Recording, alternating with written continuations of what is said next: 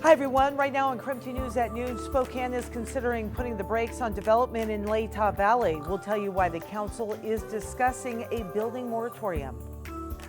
While the weather looks nice outside now, those clouds ahead may be producing the first of several chances of rain this week.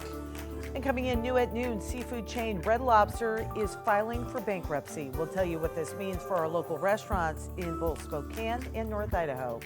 Hi everyone, so good to see you. Welcome to KREM News at noon. I'm Laura Papetti, and we begin by going outside. We start with a look at the forecast with Thomas Patrick. Thomas, what do you know? Yeah, hey there. Good Monday afternoon, Laura. These conditions look really nice outside. We've got lots of fair weather cumulus clouds above our heads, but we'll be watching the skies for another chance of some of those pop-up showers, just as we did yesterday, and we'll see if we'll replicate the intensity for the second straight day. Otherwise, not bad. 60 degrees after a pretty chilly morning. Some locations to our north started out at or even below the freezing mark, and what is going to be an overall cool week of weather ahead of us. But as we look at Doppler radar, just leave the radar layer on here now. There are the first of a few scattered showers popping up over a lot of the backcountry mountains of North Idaho. The mountains tend to get the first because of their peaks a little bit higher in the sky. They break that instability layer a little bit quicker in the day. But we'll see all this activity start to build and build and build to the west, and then we'll see if that gets anywhere closer to Spokane or Coeur d'Alene. But all eyes on radar as we take it almost minute by minute through the rest of the day because of the scattered and random nature of these showers. But today is only the first chance of rain for this week ahead. In fact, tomorrow and Wednesday looking really likely that we get widespread rain. So a lot to cover in terms of scattered showers and widespread rain even just in the next 48 hours. So we'll give you all the details there in just a few minutes. Thomas, thank you very much. And we are working to get some more information as Spokane police continue to investigate a shooting that happened during our military torchlight parade on Saturday. Spokane police say one person was shot inside a store near the intersection of Washington and Sprague. In all, 2 people were injured. Officers already in the area for the parade responded immediately. Emergency crews took the 2 injured people to a hospital. The parade was delayed while police secured the scene. It's a tradition we've been doing for years and years. It's understandable if they would have stopped it, but it's also understandable that they didn't. I want to make sure that nothing is going to happen to anybody here that is enjoying just a community treasure. So I was very relieved to find out that there wasn't a concern. So after the shooting, the parade did resume. They went a different route. Police confirmed they detained 1 person involved. And we are following developing news out of Snoqualmie Pass after a plane was reported missing. An air search is now taking place. The pilot left Arlington Municipal Airport heading to Freda. The pilot's wife reported that he did not arrive. This is certainly a developing story. We'll keep you updated as we continue to learn more as we dig into the story this afternoon. Here in Spokane, a small plane made an emergency landing on the North-South Freeway on Saturday. The plane made the emergency landing due to an engine failure. So the incident fully blocked all lanes of traffic for hours. WSP says no one was injured. Troopers say the plane ran out of fuel in one tank and then failed to switch to the second tank. A trainee was piloting the plane. There was enough fuel for it to take off from the highway and then return to base.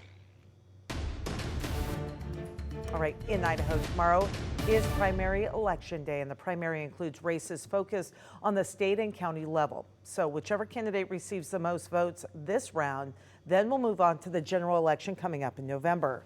Polls will be open from 8 a.m. to 8 p.m. And for a full breakdown of the races and options you'll see on your ballot, just head to our website, krem.com. Tonight, the Spokane City Council is set to discuss a building moratorium in Latah Valley. KREM 2's Brandon T. Jones is explaining why they are considering putting a halt to construction in that specific area. Yeah, this is a conversation that's been brought up based on fire safety and the lack of fire resources in Latah Valley. So tonight here at City Hall, that conversation is expected to continue as they get into their weekly City Council meeting.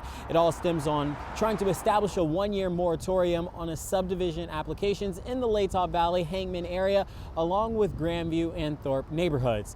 What that moratorium would represent is a pause in new buildings and developments, placing any further construction on a hold. City documents state the reasons behind the moratorium proposal are because of significant developments seen in this area and a lack of fire protection resources. Our crews got a chance to speak with neighbors who are in favor of the moratorium.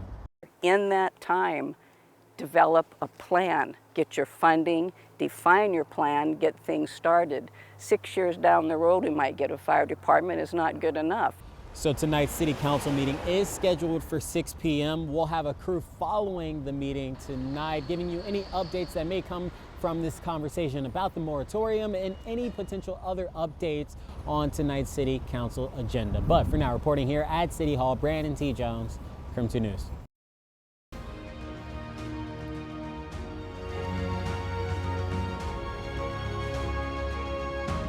All right, we were just speaking about wildfires. So when it comes to wildfires here in the Northwest, it's certainly not a question of if we will see fires, but just how bad they'll be. So coming up this week on KREM 2 News, we are taking a closer look at what it means to be living with wildfires. We have a team of journalists all across the region to bring you in-depth reports on our wildfire risk, smoke dangers, and what it takes to recover after the flames are out. Our coverage begins tonight on KREM 2 News at 6 as KREM 2's Chief Meteorologist Jeremy Legou shares this season's wildfire forecast. Coming out of our El Nino winter, things are dry. The El Nino brought warmer temperatures and less moisture to the Northwest, and forecast models indicate that trend will likely continue through most of summer. We are predicting significant wildfire risk for the state of Washington as we head into the 2024 season. One could say that's just prediction, but the reality is we've already seen 97 fires spark. With the dry spring, that really reduces the buffer we have as we enter fire season. There's not as much room for a heat wave in early June because that could really spark an early start to fire season. I'm taking a deep dive into this year's wildfire forecast. Watch it tonight on KREM 2 News at 6.